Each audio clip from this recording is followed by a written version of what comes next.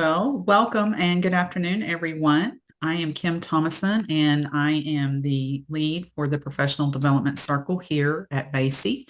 And we welcome you this afternoon and thankful that you're able to join us and be a part of this discussion with Dr. Christy John.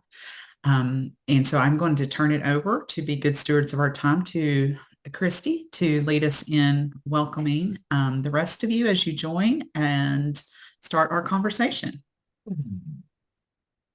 Hello, everyone. Good afternoon. It's here to be invited by Kim Thomason, who is our professional development lead of the Virginia Association for the Education of Young Children, VAAEYC. And so, Kim, thank you so much for the invitation. Those of you who don't already know me, I do currently serve as the president of VAAEYC. That's kind of just a tier like secondary gig that I do. My primary role in life is support people. So first and foremost, I support my two kids in college. They're 19 and 1. But I also have the wonderful pleasure of supporting infant and toddler educators who are in the field and struggling with post-COVID babies and low compensation and just really low recognition of the work that they're doing. And they're willing, they want to do their best. And it's really challenging for them because we also know that Virginia doesn't really require much in regards to education and experiences. And so that's where I get to come in as a coach to support them, resources and information. I get to be on the floor and help them just understand young children and also some of those requirements that their directors or administration and also that the state is sort of putting on. And so, and Kim and I spoke about offering sessions for the early education field. I said, hey, I think it might be a good idea for us to invite those who provide professional development to the table and see what support we need. So being selfish for a quick moment, I was just telling Kim, we often work in silo, right? We work by ourselves. We don't get to connect with others very often. And sometimes we are the and we're much less. I always like to tell my even Olympic athletes need a coach. You know, Michael Phelps is the most decorated Olympian, and he has a coach to help keep him accountable, to give him new information, to keep him on his toes, and to keep him doing better. I know he's retired now, but everyone can benefit from the opportunity to have someone else, whether you call it a coach, a mentor, it might just be a friend, whatever you call it, have someone to help provide you with that support that you need. You carry a burden as a coach. If you've not heard of secondary trauma, I feel like we need tertiary um, trauma because our teachers are getting secondary trauma in the classroom, and then we're over there sort of living through them. So just kind of this parallel process that's happening. And I wanted to bring us all to the table to have some conversations so we can learn from each other, connect with each other, and see how we can support this movement going forward. We also recognize when we're talking that several things are disappearing, starting with NACI, the National Association for Educating Young Children, had a conference, the Professional Learning Institute, I should say had a conference, and it was for professional development and worked in colleges and those who just were leaders in this field providing resources, and that's gone. And then I'm so excited that Jay Harvey is here because our beloved Jay Harvey, who is a pillar in the world of professional development, she was with VCPD, the Virginia Cross Sector Professional Development, and it's not in existence in the way that we knew it to be. Those meetings that we were having regularly across the state where we got to meet with those others and connect and learn some new things and share ideas, those are no longer in existence. And I said to Kim, what do you think about this idea? And said, let's do it. Well, no, what she said was, okay, you do it. But I'm so grateful that, Kim, we have this opportunity for, and I'd love to take a moment, whether you want to unmute and introduce, which is always my favorite. Just you can share with us, see we can see your name, but you can tell us your name We'd love to see your face if you're willing to. So thank you, Heather, for jumping on board. And then maybe share the role that you play in providing professional development for early education providers. So I don't know, Jay Harvey, you want to start us as you're like the guru of all development? Hi, good afternoon, everyone. I'm Jay Harvey, and as she said, I was with Virginia Cross Sector Professional Development, VCPD, and then our name changed to PD Essentials. But after 11 years, we are no longer receiving funding from the Virginia Department of Education to support the training that we were offering. However, I'm still around. And so there is availability for PD Essentials training as well as practice-based coaching training. And then I've got some other things that I do as well. The website that we have, the PD Essentials website, still sort of exists, but hopefully when my daughter gets home for Thanksgiving, there'll be a new website. And she's far more techie than me. But anyway, I am still around. It's just that we don't have funding, but that doesn't mean that, Ready Regions or agencies and things like that can't, sponsor training and things like that. So I'm still around. And, I think we still, many of us come to the field of PD by way of early childhood development. We were teachers, we were classroom people first, and then we get put into these roles of leadership and technical assistance, and nobody ever taught us to do that. And so that's where, the PD Essentials things was sort of to help us there, because it's a humbling experience to stand in front of your peers and provide training. So how do we take content knowledge and get it into training? I'll stop talking now. No, we thank you so much, Jay. And that's great news to know some of that additional information. We can still access some of those services that we really relied upon over the years. Right. So every training with you, every meeting with you is kind of like a little reunion of these are my people. So much for those years of service and your continued commitment to professional development. I'm going to Michelle next.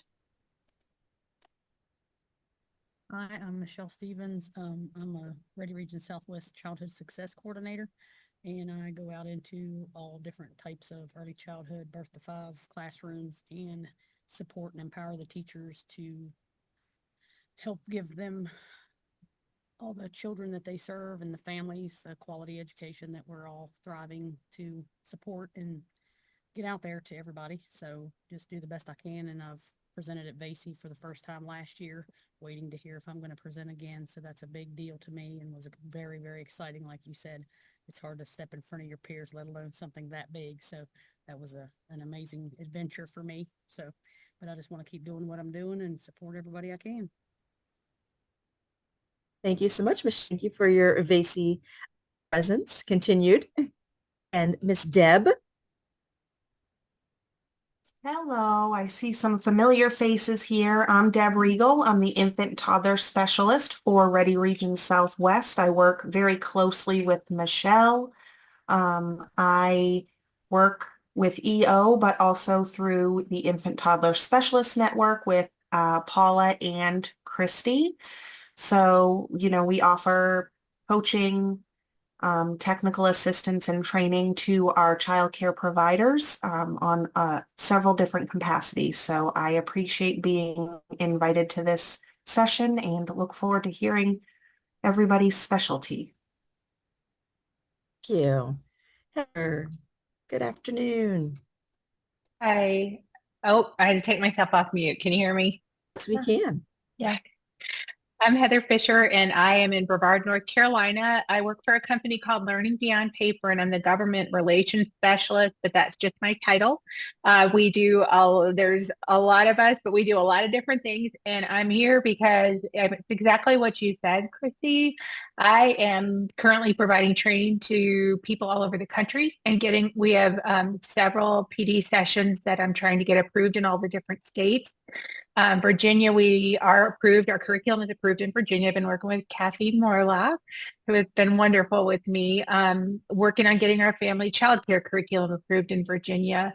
But really, what you said resonated with me because as I'm doing the applications for all the different states, I'm finding that one of the questions is, how do you choose your trainers in your company and what PD do your trainers get? It's a great question because I do workshops all over the country. I presented at North Carolina AEYC. I presented at the regular NAEYC. But what, besides doing the professional development for early childhood providers, where do I continue my education as a trainer? Besides, of course, I do webinars. I get on calls like these. I am constantly learning about the field through research. But I've done all my coursework in early childhood special ed, my master's, and I haven't done college coursework in probably 10 years. So it fascinates me. I'd love to hear your ideas on this call. I've been in the field for 30 years, but where do trainers continue their own PD in the field with someone like me with 30 years of experience? And so I'm really curious to see what you guys have to say and what support you have in place to support your training professionals. I'm very curious. And then I'm also here representing our training person who is Liz Fields, who is currently on a training with another group of enterprise centers. So I told her I would take notes because both of us have the same question. But I'll stop talking, but that's a little bit about me. I've been in the field 30 years in lots of different leadership roles, but this definitely was very interesting to us. So I'm very excited to hear what you guys have to say. Thank you, Heather. You bring us some really good books. It's kind of a funny story. I was a toddler teacher, and at the time, I couldn't find many trainings for infants and toddlers. It was all preschool oriented. So I actually was a toddler teacher at a university. So I said, well, I'll just get a PhD then because I already had a master's, and that'll help me get some more information about specific to toddlers, because I hated having to go to the preschool trainings and try to figure out how to make it work for the toddlers. And now that I'm in the field, I know that doesn't even work anyway. So I was making probably not that great. And then at my work, I switched from being and became the infant toddler that I am. And then I switched my topic to not just infant toddler support, but infant toddler educator support. So adult learning, provide or coaching and support consultation to those folks. So I kind of joke I got my PhD because I didn't know where else to go. And that was an opportunity I had placed in front of me because I worked at the university. That was happenstance. I don't know that I would have ever pursued my PhD had I not been working at the university and had that option. So I hear you, Heather. It's been my song forever. And I'm not singing it. It's just the topics have changed. So you are probably you and what you've said is why we're here to have these conversations. So we can hopefully get to the bottom of this. And I'm a person who, if something exists or we can't find it, then I'm all about, well, then let's just do it ourselves. Let's figure out we can do it. And it might be bigger than I shouldn't say those things. Here we are. But hopefully we'll be able to get our research. Thank you so much for that, Heather. Miss Paula. Hello, everyone. I apologize. For some reason, my camera is not working. My background shows up, but not me. So I'm here. So I am an infant toddler specialist for many, many years. And I am just excited because I think that's our dilemma every single year is like, where do I find new information and guidance? And so one, it's wonderful working with the wonderful people that we do work with, but and we do learn from each other for sure and get great ideas. But it is nice to think about that professional development lens in perspective to us. So yay, we're here. All right. Well, thank you so much, Paula. So I just also want to preface our conversations by saying this is meant to be a conversational piece where, I felt like taking the time of introductions from everyone was really important to me. Sometimes use other strategies or techniques, but I felt like it was really important for us to have more of an intimate connection and really get to hear from each other. And that's really my goal for our session today, to hear from each other. I have a couple of questions to facilitate the conversations, but I appreciate the cameras that are on, even if Paula's is broken. I feel Paula in spirit. And, I really want us to be able to have that connection that we as a coach or professional development provider. Again, as I mentioned, we work in these silos and we don't often have these connections with individuals. And during the pandemic, people were zoomed out, and I felt like I'm a person who's in with people all the time. So Zoom was a very comfortable place for me, only because I missed being with the people and seeing people. And I actually was more connected to people through Zoom than I've been before we were using the Zoom thing. So I appreciated that we had those opportunities to connect more than we were before the pandemic. And I think we're able to even continue providing those connections. It's one of the came out of that. We realized, oh, wait, we don't have to sort of work in these silos, connect more regularly. And there's lots of resources we can use like Zoom to connect more often. So that's one of the things that we've been able to accomplish. And that's what I'm hoping to do here for today, to learn about you and what either questions, resources, preferences that you have. And ultimately, we're taking notes to see what within VAAEYC, and I'll even ask you that question too. What is it you think VAAEYC, maybe what have they done? How can we be a support system in the of these at this point in time? And the answer would be advocating for the state system. I mean, the looking for any one particular answer, just input from you, get an understanding of what is something that's going to be beneficial. So my next question, actually, Jennifer is here. I don't know, Jennifer, do you want to say a quick hello to everybody? She wasn't probably expecting. Hello, everyone. Sorry, I didn't plan to be part of the call, so I'm just sitting in the background and just listening in. Jennifer is our wonderful executive director. And I mean, while you're sitting in the background, you really are part of our forefront, because you are, as executive director of VAAEYC, sort of a glue and a pillar of your in and of yourself. And you are a support system, especially for those of us amongst VAAEYC. You kind of keep us connected to each other and to you and to the work that we're here to do. So you can stay in the background, that's all right, but you're certainly forefront. And then Kim Thomason, who's also like trying to background, she's also a provider. And so Kim, I'd love to introduce yourself as well. Sure. So I'm Kim Thomason, and as I said at the top of the hour, I lead the VAAEYC Circle for Professional Development and serve on the board and conference. So I'm very capacities with VAAEYC, but professionally, I am the Early Childhood Education Initiative Program Manager for Virginia Tech. So leading Tech's efforts to provide access to quality early care and education for our employees and students, as well as, because we're a land-grant university, we work alongside our community, both at the local leadership level with our child care admin, our local officials, employers, so on and so forth, to talk about ways that we can support our child care industry here in the New River Valley and Roanoke area and across the Commonwealth, as well as a large portion is how do we best support our current early care and education professionals. So we do that through professional development in various forms, hosting a directors network as well monthly. And then we do a lot of work within the community and in our partners to support workforce development for future educators. So those are just a few of the things that we have rumbling around in that work. And then I do other professional development as well. Great. Thank you so much, Kim. And Kim does a lot of really great work within VAAEYC to ensure that there are quality as well as a diverse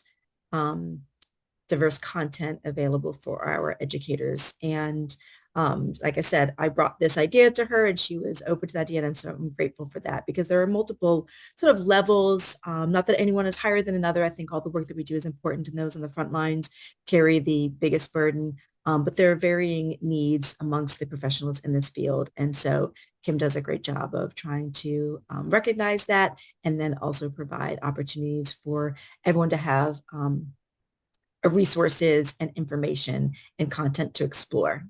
And we just had Amy join us. Amy, welcome. You showed up right on time because we're just introducing ourselves and sharing the role that you in providing professional development, whatever your role might be in early education. I'm not sure if you're on mute and just introduce yourself. Hi, Amy David. I am from Charlottesville, Virginia. I am an early learning specialist with a local nonprofit called Ready Kids. So I go and I train and coach childcare programs or family day homes, any way in which I can be working with the adults, working with tiny children. That's where you will find me. Thank you. And I know you didn't get to hear the introductions amongst people. All of us on this call are in some way, shape, or form connected to supporting educators and professionals in the work that they do with whether it's other professionals or young children as well. So welcome. We're glad that you're here. This is going to be just a conversation where I'm going to facilitate a few questions and having you unmute or of course use the chat, whatever you're comfortable with, and sharing perspectives of professional development and then really finding out what you feel like is or some VAAEYC can do as a support to fill some of the gaps that are currently in existence. So one of the things I think I'd be interested to know, and I think it'd be helpful for this group as well, especially since we're all kind of asking this question of where do you get your professional development? How are you supporting yourself? So I'm curious to know if there were any like certifications or specializations that you hold or trainings that you've been to have really impacted, has a positive influence on the work that you do. So I'm not looking like, I mean, someone might say that they have a degree and that might be supportive. I would actually say that my degree,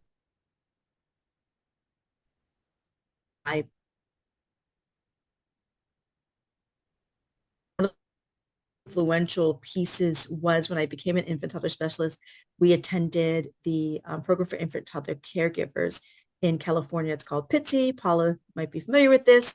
It was a very intensive training and it gave me both perspectives, not only enhanced infant and toddler knowledge, which I felt like needed to be brought, but also was going into this as a trainer, watching the trainers and their delivery of the training as well. So it was a dual beneficial program that I feel like helped me. And then the end of the program, we were required to write trainings on each of the topics that we were trained on. So it was a really great exercise in getting the information and making sure I had a good handle on quality care. Since I was going to go out and provide training on quality care, I needed to make sure I have it first.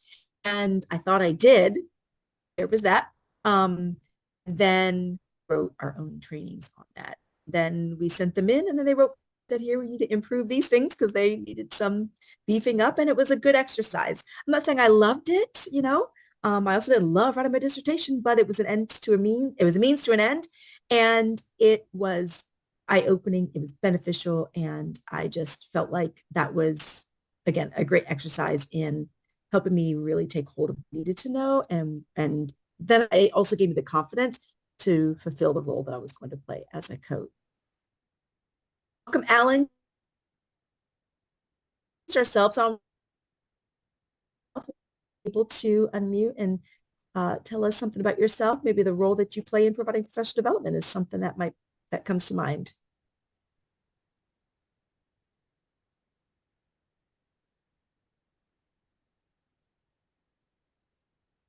And of course, if you'd like to use a chat box, that is also fine as well. So I know, thank you, Deb. I am aware that I'm unstable. I'm going to turn off my video for a moment. And hi, I'm sorry, I couldn't find the functions and That's okay. I'm gonna go outside for a second. Sure. I also noticed that Zoom updated, and I'm also like, wait, where do those things go that I'm used to finding? So hi, good afternoon. I'm retired, just joining in. I actually didn't see an invite for this until just now, but anyway, I'm Alan Gutman. I live in Hampton, Virginia, and I'm retired, 40-year career in early childhood. I don't know what else I should say or not. It's up to you.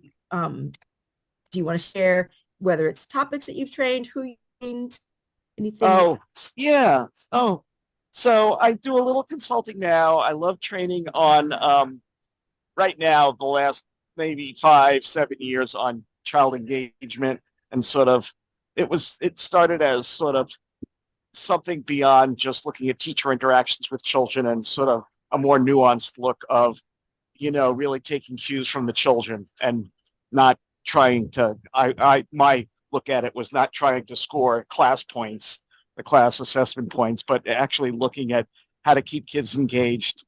And then before that and still now, also supporting mandated reporters of suspected child abuse. I've been doing that for over 25 years, looking at some of the challenges that we face when we have to do that as a mandate, and putting in policies in programs to ensure that that mandated reporters do follow through on the mandate and to support them, because there can be some challenges to that. So that's been my main professional development that I've provided. Wonderful. Thank you. I appreciate you taking to introduce yourself and to join us today. So the next question that I just started in, I'm opening this up to the group to share any certifications or specializations or anything that impacts work, impacts the knowledge that you have about the work that you do.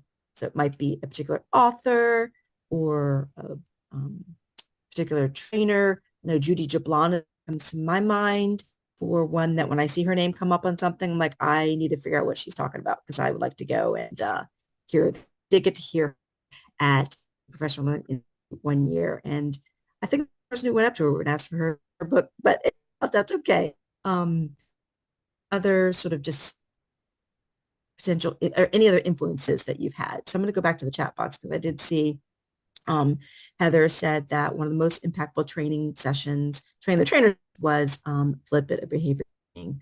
And thank you so much for sharing that link for us. That is great to have that. So those of you who are interested in that, it says it's the most requested training from providers. Oh, absolutely. Absolutely. I also have when I think about Flip It, I know it means other things, but I also think about Flip It, meaning we have to actually train the teachers and not the children about behavior, but we can't tell them that because I don't want to hear that. So, but I appreciate that, Heather. Thank you so much. And then Paula says the CEPL pyramid model, train the trainer, was insightful. And that is a really great tool and resource, and absolutely one that you can use in bits and pieces or as a whole. And I love also that it's just out there and it's free and you can download what you need. Some really great resources come from seeing some of those resources in Stream 3 stuff. So we know that it's highly regarded. And Heather Fisher says, love Beth Cannon as well. Oh, and there's a link. Perfect. BethCannon.com. Wonderful. Thank you so much. I appreciate that. These are always helpful. Amy, I'm so jealous. You said being introduced to the brain game, one that I already know it, but I never played it, and I don't know enough about it to even describe it, but I know it's something I want to do and play because anyone who's spoken about that has absolutely loved it and felt like it was very beneficial to helping to teach educators about the brain. Michelle says Lisa Murphy is a wonderful trainer, focusing on play and how much fun it is and can be to help children learn and develop through play.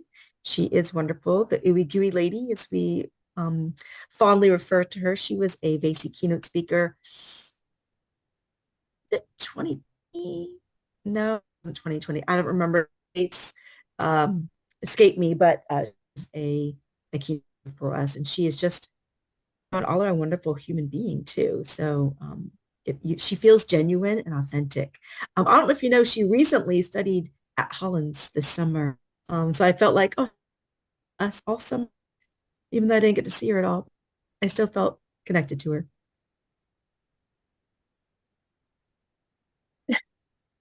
Michelle, I I am think David.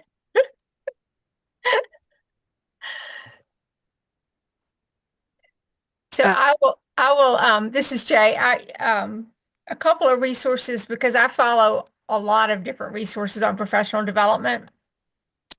But some of my favorite are creative training techniques, or it used to be the Bob Pike group. Um, they have a lot of resources, and in particular, there's usually once a month about lunchtime a free webinar that you can go to, if the topic appeals to you. So creative training techniques. And another one is called We and Me. It's a man named Chad Litterfield, and he talks a lot about connection before content, which, thinking, Christy, about what you were saying about like parallel process, it's kind of like the interactions piece that we focus on a lot in Virginia. So he's a great resource. And the other thing that I recommend a lot is eClick, um, which is the federal government's Early Childhood Learning and Knowledge Center. If get asked to do a professional development on, some topic, it's just amazing to me that there is so much resources there. And oftentimes they have activities, handouts, video clips. But the thing about them is that it is really the materials they produce are written at a very understandable level. Sometimes when we read even things like in young children or whatever, the language might be a little bit much for some of the folks that we're training, particularly if they are, first speakers of a different language. And that's always to me a place to start as opposed to just, starting from scratch or pulling from your brain. So thank you. I'm trying to type as fast as you're talking, and I'm wondering if you could tell me after you said we and me. yes, I'll get them typed in here. Okay. Yeah, I can talk faster than type, but I will type. So. Yeah, no, I appreciate that. Absolutely. No, and I prefer to hear from you because I think what happens is we're to connect and see in the chat box stations are going and I can see the head nodding. So you're absolutely fine. I'm doing a good job connecting most of these things. Just didn't catch the name. So I appreciate that. No, this is really great. And this stuff is sort of coming back well about things that I've done in the past or in the future. So we got a couple more in the chat box. I'm sorry that my internet is stable. It keeps that. So I apologize. Let's see. All right. Kim, do you want to elaborate on Bright Mornings? So this is a group that Elaine Aguilar, she's written a couple books, and like the PD book, I think, is one of hers. I'm trying to look at things on my shelf.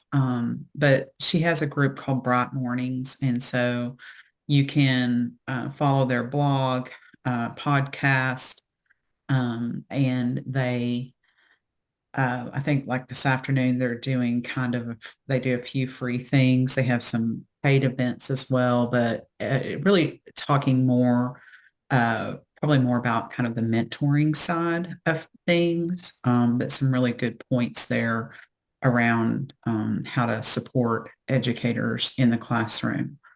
So that one's one, as well as I really enjoy following Judy Jablon and her work with, again, the blog and that sort of thing. So I'll look to find that group and put it in the chat as well, just for that connection. But they do a lot of, I've been able to be on calls with her probably once a month for the last couple of months, and it's a small group, all of professional development specialists. And it's just, not only is it a good practice about how to take people through professional development and kind of using her methodology of the carousel method, but also just always a great community. So very kind of casual, informal, usually in the evening group that I always learn something from. Great. Thank you so much. I love that. Just additional tidbit. And it's wonderful to know that there are other sort of systems in place that exist of support. They do have someone somewhere to rely on. I feel like we only know as much as we know. And even through research and reading, of course, you get additional knowledge, but it's so much more, I think, deeper connection to the content when you're able to have a group to connect with, to talk it over with, and to maybe get a different perspective, what you interpreted as you read it or as you tried to understand it, and see how it's maybe used in another setting or in another way, or just completely different from the way that you came to it. So yes, thank you so much. I appreciate the links as well. Alan adding the for learning, great webinars. That's wonderful. And then Barb O'Neill on transforming challenging behavior from Jay Harvey. Thank you so much. I appreciate that. And Danielle, you're back. I think maybe you got, but you're able to rejoin us. We're sort of discussing just sort of some of the resources that we use to enhance our own professional development. But before I ask you that, I don't know if you want to contribute to that conversation, but I definitely would love if you were able to just introduce yourself if you are able and willing, or you can use the chat box, or you can continue to be an onlooker. That's okay too.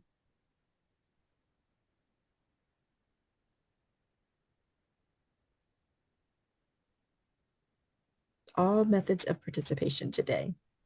Christy, I'm not sure if Danielle is having some trouble talking, but she's one of my team members. She's on the sales team with Learning Beyond Paper, but also helps with our professional development team. Okay, great. Thank you for sharing that. Yeah. Yeah, Yep. I've gotten I think picked she out might be having earlier. trouble Yeah. connecting. Okay, I did too. And sorry, I've got a little team friend with me, so he's saying hi too. Oh, fine. So I'm an adjunct instructor at ODU, and my students will often have a cat or a dog or a child, and like, oh, I'm so sorry. Yep. I'm like, it's okay. And they assume this is a family affair. This is a household affair. It's perfectly fine. And if they want to contribute, they have something to contribute. That's also fine. We're very welcome here in this group. No one's turned away. I'm going to silo enough. I'm not going to turn anyone away. So my next just thought process to learn from you, and I know we've got about 20 minutes left. I'm not going to hold you any more than that. I know your time is precious and you have probably a multitude of other things that you need to do and do. But one, before we get to that point, especially if you need to leave, thank you for making this time to do. I think it's important that I schedule my life that on Mondays are like office days, so I can attend to all the things I need to do. And I often give away that time because a teacher is like, oh, I can only meet on Monday, or I can only do this. And like even tomorrow, I have the day off. I have medical leave tomorrow, but I'm going to still meet with the director because that's all she can do. And I'm just being honest. So I just appreciate in this time to set this time aside for you to have this conversation today. So I'm going to steward of your. Well, my next process is to find out from you sort of both angles of professional learning and development. What are your preferred methods for delivery? Your preferred methods for receiving professional development? Double question.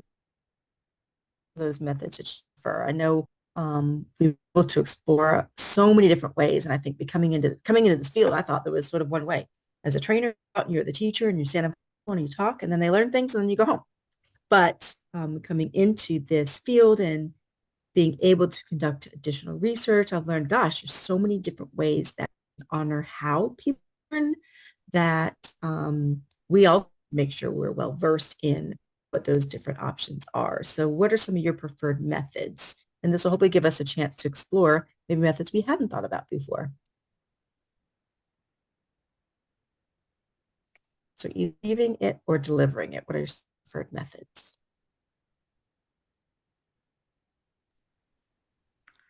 I mean, I'll go ahead and talk. Like delivery wise, we definitely are doing much more virtual trainings now and trying to find ways to engage the participants because like me, they're at a black screen.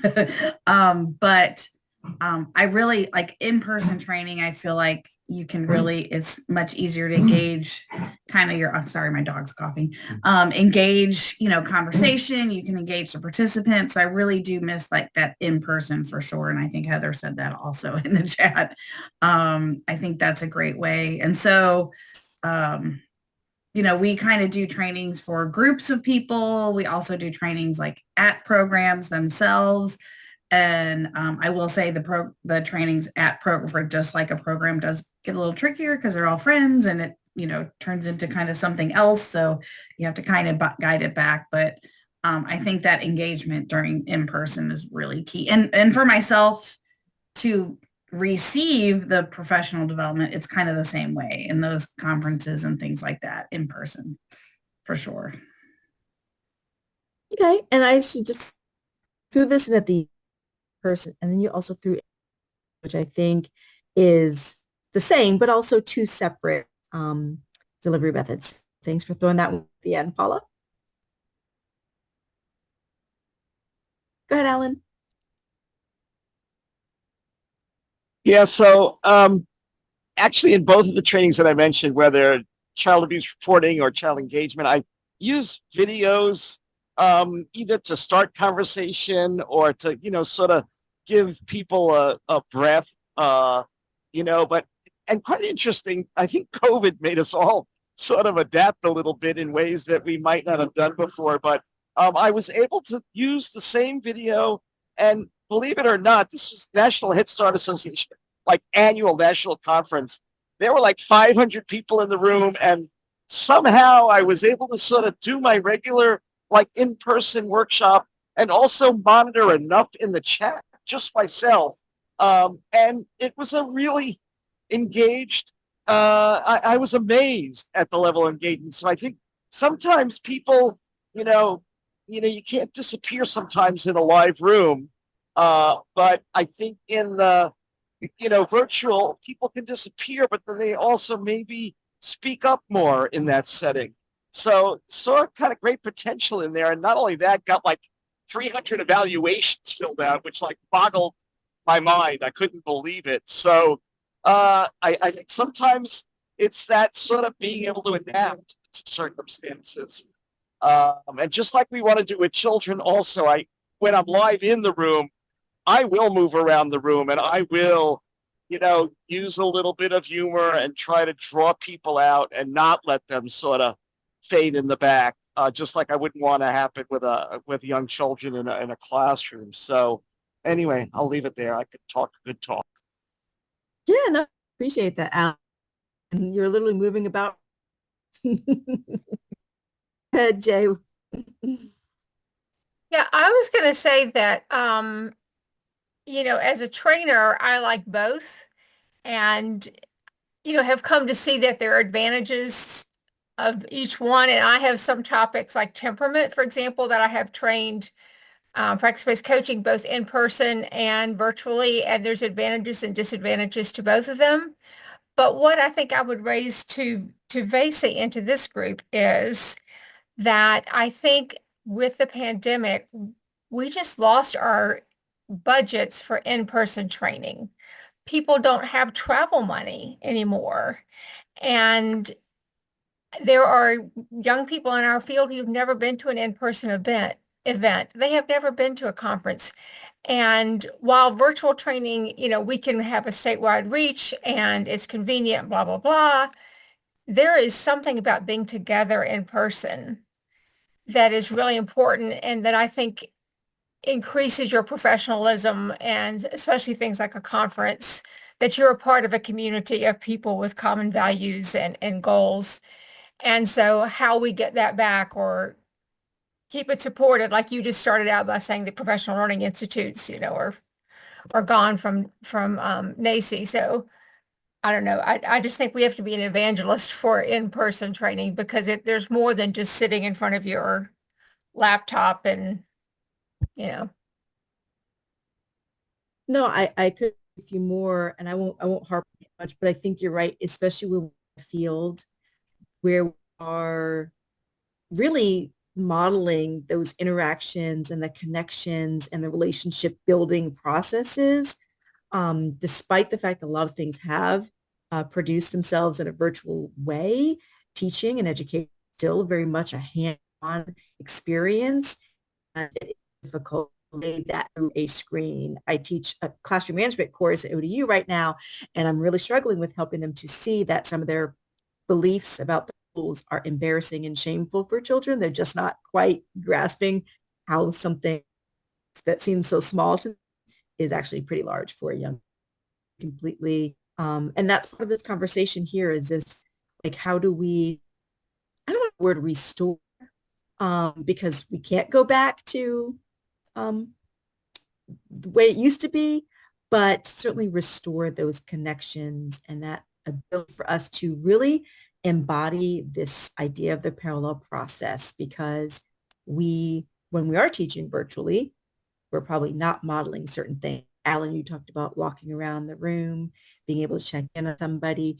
And in person, people still check out, but you can, with your presence, get closer to someone, check in on them. Maybe they're just having an issue, or maybe they just need a moment, and that's okay too. But yeah, some of those cues are missed as well. And so we're not able to model what we would like for our educators to be able to sort of practice with their students as well. So that's a really great point, Jay.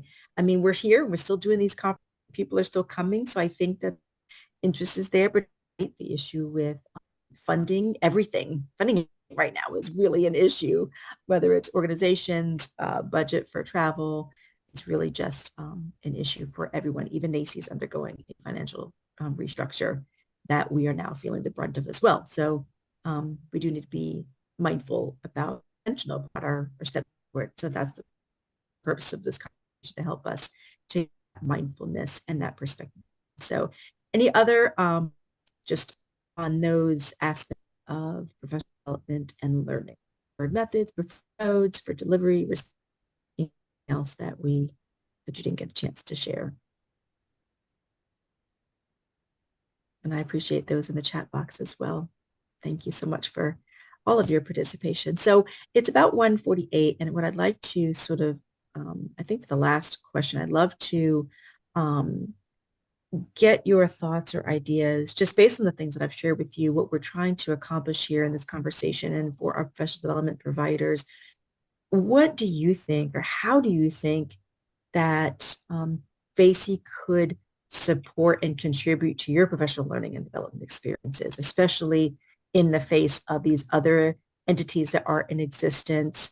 And this isn't something, I mean, I'm not saying we have to create something brand new, but perhaps it's something that we could enhance, or it's something that we could continue, or something that we could do that we've done before. So I'd love to know your thoughts about what you feel like you would need.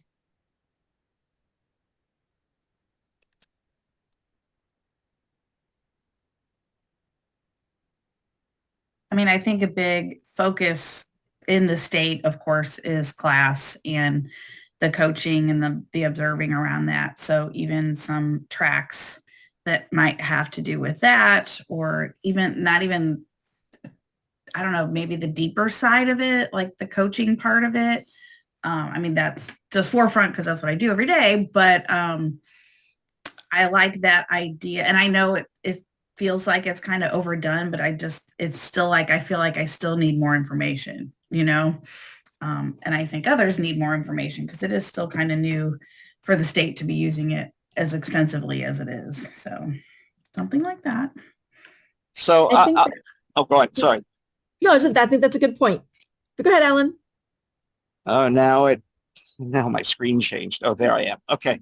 I'm fortunate enough to be one of like 2,000 plus Head Start directors that have attended a Head Start Fellows program at UCLA that's been happening since 1991. And that is the program that, was like the dream of being treated like a professional leader. It was a 2-week program. They fed you, they housed you, they flew you to California. But what they never had was kind of a follow-on piece. And actually last year, one of the other fellows and myself, we started a monthly regular 1-hour discussion meeting, third Wednesdays of the month. And we started it voluntarily. Then UCLA wanted to get involved and have the sessions recorded.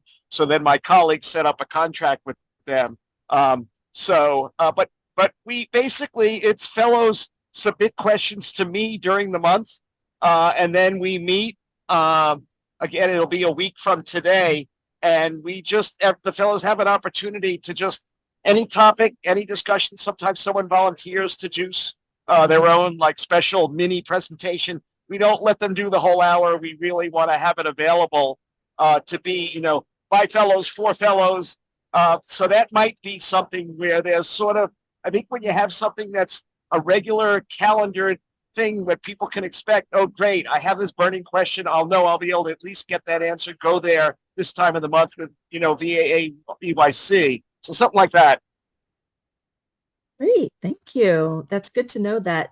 Again, I know that some of these things do exist already. So this is wonderful to learn about what some of those things look like and how we could possibly, just take note and learn that. So thank you so much. And that's wonderful that you have that opportunity. Congratulations on your fellow appointment.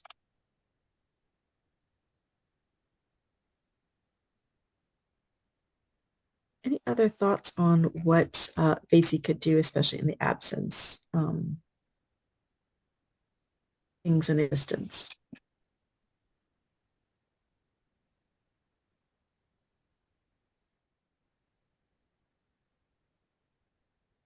So one of the things I want to go back to just while you're about it is you had kind of mentioned that sources for your own professional development as a professional development provider. I'm just wondering if you have any thoughts or anybody has any thoughts on a platform or a way to sort of collaborate and share those collective ideas that don't necessarily have to be a meeting per se, but just some way to share that. Like you go to this really great training as Alan, do something that's wonderful and great, and then you come home and there's no follow-up to it, and maybe you're taking what you've learned, but there's really nowhere to put that or share that. And wouldn't it be great if others knew about that as well? So I'm just curious if any of you have any ideas about sort of the mass sharing of just these sources of professional development when you come across them.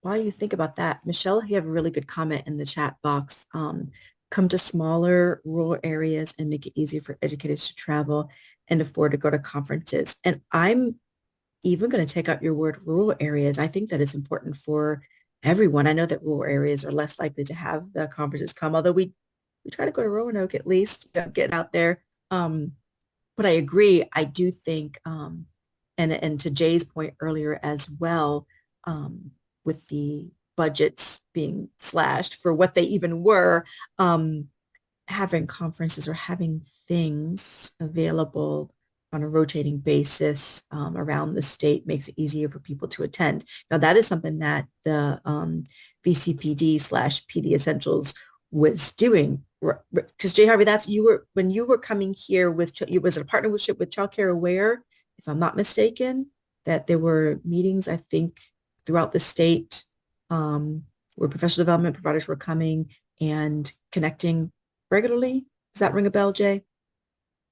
So I also worked for Child Care Aware as like a regional person, but the coming around the state, it came to VCU, to the TTAC, but at various times we've had funding to move around, especially in the very beginning, to do training, in different places across the state, and tried to move it around, whatever we were doing to different areas of the state. That's right. That's right. Yeah. TTAC and Child Care Aware collaboration. I'd forgotten that TTAC was part of that as well. So and I'm glad that you mentioned that, because that's an entity that we do still collaborate within the Ready regions. There's still a source of support, but I had forgotten how connected we were at one time and how that has shifted. And I still meet with my TTAC on a basis, and so that consider avenue to be our TTAC. See, can you start that sentence over again? Because it broke up so much, we didn't quite catch it. I'm going to turn off my video first. Sometimes when you turn off your video, it makes the sound better. Yeah. So I appreciate you reminding me about TTAC. I did partner with Child Care and those for get together on a basis. Do see my person from ODU monthly, because TTAC is a support system for the Ready region, but I really hadn't, even in this, it sounds so silly now that you're saying it. Of course, they're still part of this professional development community, and I don't even think of them as that anymore. So thank you for reminding me that there's someone else who could be a potential partner in bringing this to a broader scope to see what we can do for this state. So yeah, thank you for reminding me about that. I hear you, Michelle. And I have quarterly meetings in the Maryland State Department of Education for trainers. So the last one was actually last Friday.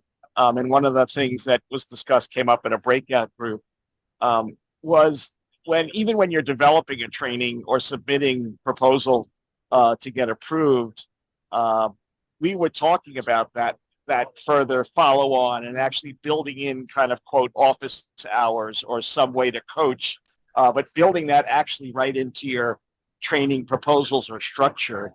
Granted, funding is always an issue, but, building it in there as an important piece that we recognize in the field, I think, it then would make it something more to be expected from trainers than it just not be, one and done. So yeah, continuing on that same theme. Yeah, no, that's a really great idea. And whether it's for the individuals that you're offering training to, or us as trainers, having that fun piece that it just doesn't, it is a great conversation and kind of falls flat afterwards. So that's a wonderful, and I think that's a wonderful model also, because I think about teachers who go to trainings, or teachers that I've trained, like as Paula mentioned, where you train them in their site, at their site, and then you show up the next time or the next few weeks and nothing you guys talked about comes to fruition. They were gung-ho, they were excited, they were in agreement, they wanted this, and then nothing. So I think the same goes for us. If we can figure out solid ways to model that, it makes it easier for us to then promote that activity. So really great point. And I think it was Heather, my chat box moved away, but I think Heather, you mentioned the need to sort of be vetted as a trainer, getting your own CEUs and certifications to prove that you are a trainer of quality. I know in Virginia, there was a draft many moons ago of having a trainer qualification. I never saw it go beyond a draft. So there's that, but it is a really great point, and many states do have that as a necessity. So that's something else for us to be thinking about. I don't know that we have that capability within VAAEYC, but it's great to know that it might be something worth of our time to sort of research and see what we can find out about who's able to provide that, where that can come from, whether we're outsourcing or we're partnering with someone like Source for Learning, because they do a lot of work. Kind of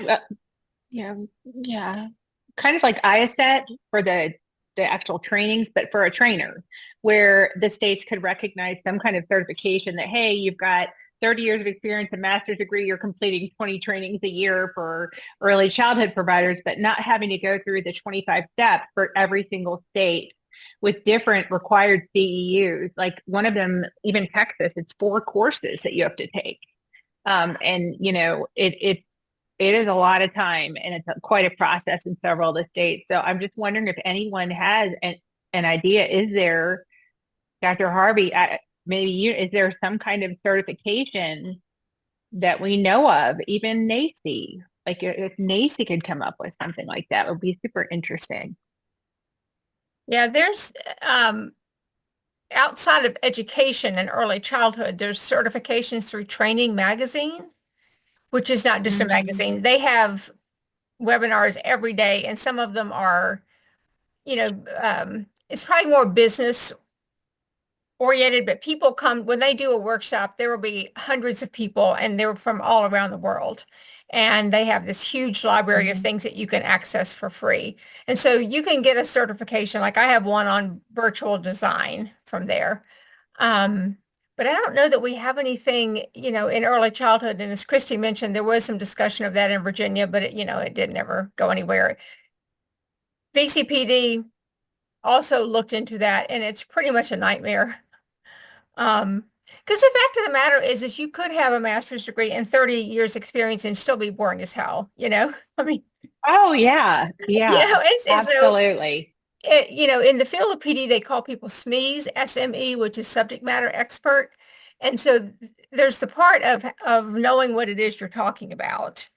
And then there's the part of being able, the adult learning principles and being able to, you know, deliver that training both virtually and in person in an engaging way that leads to learning for the participants. So we're always asked to be both of those things. You know, in the corporate world, there'd be a training department who would take that accountant or, you know, whatever person and put the subject matter into training. But we're supposed to be all of those things. A good point.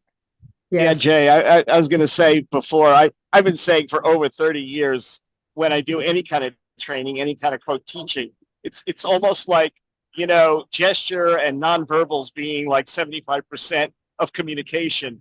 I say that in any training, like 75% of what I'm getting across versus trying to get across is the way I'm training, the way I'm doing it. So it's really an important aspect to look at. And I just love when you said can be boring as hell. I love it. It's just, yeah.